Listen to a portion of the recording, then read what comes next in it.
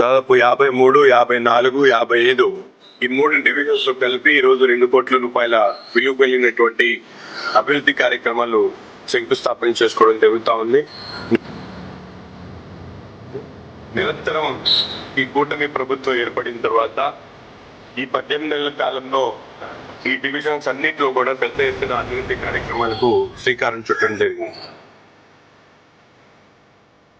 శారదాపానికి సంబంధించినటువంటి main roots 2,